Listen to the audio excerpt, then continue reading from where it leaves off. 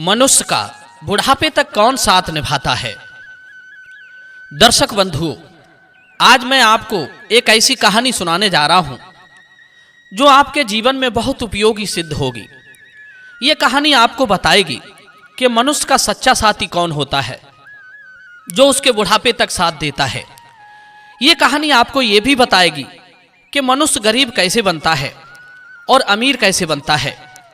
तो ध्यान को एकाग्र करके आइए सुनते हैं यही अनमोल कहानी। दर्शक बंधुओं, आपसे निवेदन करता हूं कि वीडियो को बीच में छोड़कर ना जाएं। आधी अधूरी जानकारी जीवन के लिए खतरनाक होती है, उससे समय भी नष्ट होता है और काम की भी बात छूट जाती है। तो चलिए बने रहिए हमारे साथ इस वीडियो में, वीडियो के समाप्त होने तक। दर्शक बंधुओं, पुराने दिनों की बात है। एक बार एक राजा शिकार खेलने जंगल में गया था। अचानक जंगल में राजा राह भटक गया। वो अपने सैनिकों से भी बिछुड़ चुका था। रास्ता खोजते खोजते उसे शाम हो गई। उधर आसमान में काले काले बादल घिर आए थे। तेज आंधी के साथ पानी भी बरसने लगा था। चारों तरफ की दिशाएं सूझ नहीं रही थी कि आखिर किधर जाएं। राजा बिना किसी अनुमान के चलता रहा। पूरी रात निकल गई उसे चलते चलते। वो दिन निकलने पर एक गांव में जा लगा। वो भूख प्यास से और थकावट से बहुत व्याकुल हो रहा था। उसने देखा कि गांव के किनारे 3 छोटे छोटे बालक खेल रहे हैं। उन तीनों बालकों में बड़ी अच्छी मित्रता थी। राजा ने अपनी भूख प्यास का हाल उन तीनों बालकों से कहा कि हे बच्चों, मैं बहुत भूखा हूं, क्या तुम मेरे लिए खाने को भोजन ला सकते हो? बालकों ने कहा, हाँ, हम तुम्हें अभी अपने घर से रोटी लाए देते हैं, तुम थोड़ी देर यहीं ठहरो। इतना कहकर वे तीनों बालक अपने अपने घर को चले गए। और कोई अपने घर से रोटी लाया, कोई दूध ले आया, कोई सत्तू लाया। राजा ने पेट भर के भोजन किया। अब उसकी सारी बेचैनी शांत हो चुकी थी। राजा ने कहा, बच्चों, आपने मुझे भोजन देकर मुझे ऋणी बना दिया है। मैं एक राजा हूं और राजा होने के नाते मैं तुम्हें कुछ देना चाहता हूं। बताओ, तुम्हें मुझसे अपने लिए क्या चाहिए? तुम जो मांगोगे मैं तुम्हारी मांग अवश्य पूरी करूंगा। दर्शक बंधुओं, बच्चों ने देखा कि यह सचमुच राजा है और राजा यदि किसी पर प्रसन्न हो जाए तो उसकी गरीबी क्षण मात्र में मिट जाती है। राजा ने कहा, बच्चों, तुम लोग अपने जीवन में क्या करना चाहते हो? बताओ, मैं तुम तीनों की सहायता करना चाहता हूं। अब तो राजा की बात सुनकर वे तीनों बालक सोचने लगे। काफी देर सोच विचार करके एक बालक बोला, महाराज, मेरे पिता बहुत गरीब हैं। मैंने कभी दोनों समय पेट भर के भोजन नहीं कर पाया है, न कभी ढंग के कपड़े पहन पाए। इसलिए आप मुझे बहुत सारा धन दे दो ताकि मैं अच्छा अच्छा भोजन कर सकूं, अच्छे वस्त्र पहन सकूं।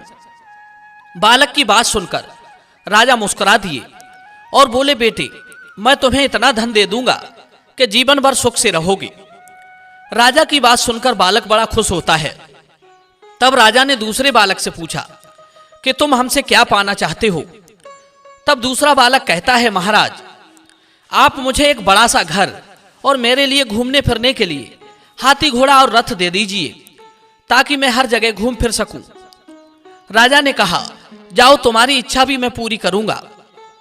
सुनकर दूसरा बालक भी खुश हो जाता है।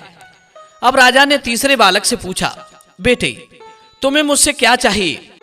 तो तीसरा बालक अपनी इच्छा बताता है कि हे महाराज, ना मुझे धन चाहिए, न गाड़ी घोड़ा और ना ही कोई बड़ा सा घर। मैं सिर्फ पढ़ना चाहता हूं। मुझे आप ऐसा आशीर्वाद दीजिए कि मैं पढ़ लिख कर विद्वान बन सकूं और अपने देश की सेवा कर सकूं। तीसरे बालक की इच्छा सुनकर राजा गदगद हो गया। सोचने लगा, जिस बालक की सोच अभी से ही पढ़ लिख कर विद्वान बनने और देश सेवा करने की है, तो वो निश्चित ही कोई बड़ा काम करेगा। ऐसी सोच वालों को तो सहायता रूपी पंख मिलने ही चाहिए। राजा ने कहा, बेटे, तुम जहां तक पढ़ोगे तुम्हारी शिक्षा का सारा प्रबंध मैं स्वयं करूंगा। सुनकर बालक बड़ा प्रसन्न होता है। अगले दिन राजा ने अपने मंत्री और नौकर चाकरों को भेजकर एक बालक को खूब सारा धन भिजवा दिया। दूसरे बालक के लिए एक बड़ा सा घर और हाथी घोड़ों की व्यवस्था कर दी और तीसरे बालक के लिए उत्तम शिक्षा का प्रबंध कर दिया। तीनों बालक अपनी अपनी जिंदगी जीने लगे, अपने अपने कर्म अनुसार आगे बढ़ने लगे। बालक ने खूब मन लगाकर पढ़ाई की और दिन रात मेहनत करके कुछ ही दिनों में वो बहुत बड़ा विद्वान बन गया। समय आने पर राजा ने उसे अपना मंत्री नियुक्त कर लिया। धीरे धीरे 10 वर्षें बीत गई। एक दिन राजा अपने महल में बैठे हुए थे। अचानक उन्हें वर्षों पहले की घटना याद हो आई कि एक बार मैं जंगल में भटक गया था। भूख से व्याकुल होकर एक गांव में जा लगा। वहां मुझे 3 बालक मिले थे। उन्होंने मुझे भोजन कराया था। तब मैंने उनको उनकी इच्छा पूछी और उनकी इच्छा अनुसार उन्होंने जो मांगा था वो मैंने उन्हें दिया। तब से लेकर अब तक काफी समय बीत चुका है, पर मुझे उनका कोई हाल समाचार नहीं मिला है कि वे इस समय कहाँ हैं और कैसे हैं। राजा की उनसे मिलने की तीव्र इच्छा हुई। राजा ने अपने मंत्री से कहा कि वर्षों पहले तुम्हारे साथ 2 जो बालक थे, जिन्हें मैंने खूब धन और हाथी घोड़ा बंगला दिया था, वे इस समय किस हाल में हैं? मैं चाहता हूं कि मैं तुम तीनों से एक साथ मुलाकात करूं। कल खबर भिजवाकर अपने उन दोनों मित्रों को भोजन पर आमंत्रित करो। दर्शक बंधुओं, राजा के कहने पर मंत्री ने दूत भेजकर उन दोनों को खबर करा दी कि कल राजा साहब के दरबार में तुम्हें आमंत्रित किया गया है। अगले दिन वे दोनों राजा से मिलने के लिए आए। उन्हें देखकर राजा ने उनसे पूछा कि एक साथ तुम तीनों को देखकर मुझे वर्षों पुरानी घटना की याद हो आई। तुम तीनों को एक साथ देखकर मैं बड़ा खुश हूं। तुम्हारे एक मित्र के बारे में तो मैं अच्छी तरह से जानता हूं, क्योंकि वो मेरा मंत्री है, परंतु मैं तुम दोनों का हालचाल जानना चाहता हूं कि तुम लोग कैसे हो और क्या करते हो।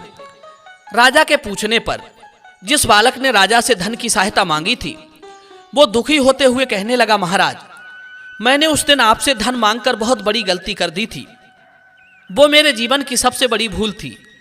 मैं ये भूल गया था कि बिना कर्म के धन ज्यादा दिन नहीं ठहर सकता। बहुत सारा आपसे धन पाकर मैं निकम्मा और आलसी बन गया था। एक साथ बहुत सा धन पाकर मैंने उसे बेकार के कामों में खर्च कर दिया। मेरा बहुत सा धन चोरी हो गया। कुछ दिन बाद मैं फिर से पहले वाली स्थिति में पहुंच गया। धन खत्म होने के बाद समझ में आया कि बसंत ऋतु में पेड़ में पत्ते नहीं निकले तो इसमें बसंत का क्या दोष है। उल्लू दिन में नहीं देख पाता है तो इसमें सूर्य को दोषी नहीं ठहराया जा सकता। चातक के मुंह में वर्षा की बूंद नहीं जाती तो इसमें बादल का क्या दोष है। धन तो आपने खूब दिया था, पर मैं उसका सही से उपयोग नहीं कर पाया, तो इसमें आपका क्या दोष है। दोस्तों, सब मेरे कर्मों का है। दूसरा पुरुष कहने लगा, राजा साहब, मैंने आपसे हाथी घोड़ा और बंगला मांगकर बहुत बड़ी गलती कर दी थी। कुछ दिन तक तो मैं ठाठ बाट से बंगले में रहा, हाथी घोड़ों की सवारी की, पर थोड़े दिन बाद ऐसी बाढ़ आई कि मेरा सब कुछ बाढ़ में बह गया और मैं फिर से पहले वाली स्थिति को पहुंच गया। दर्शक बंधुओं, दोनों का हाल जानने के बाद राजा साहब कहने लगे, हे नौजवानों, एक बात हमेशा याद रखो, धन संपदा हमेशा हमारे पास नहीं रहती, पर आपका ज्ञान, आपकी विद्या, आपका हुनर जीवन भर आपका साथ देता है। आपके ज्ञान को कोई चुरा नहीं सकता, कोई जला नहीं सकता, कोई छीन नहीं सकता, पर धन को कोई भी चुरा ले जा सकता है। शिक्षा ही मनुष्य को बड़ा और महान बनाती है। कहते हैं 3 पुरुष ही इस पृथ्वी का सुख भोगने में समर्थ होते हैं। नंबर 1 शूरवीर, नंबर 2 विद्यावान और नंबर 3 जो राजा आदि की सेवा करना जानता हो। दर्शक बंधु, विद्या ही मनुष्य के बुढ़ापे तक, मृत्यु तक साथ निभाने वाली चीज है। इसलिए धन के पीछे मत भागो, ज्ञान अर्जित करो, विद्यावान बनो, धन तो स्वयं ही आपके पीछे भागने लगेगा। दर्शक बंधुओं, यह कहानी आपको कैसी लगी आप हमें कमेंट में जरूर बताना। मिलते हैं अगली वीडियो में एक नई चर्चा के साथ। आप सभी दर्शकों का बहुत बहुत धन्यवाद। जय श्री कृष्ण, जय श्री राम।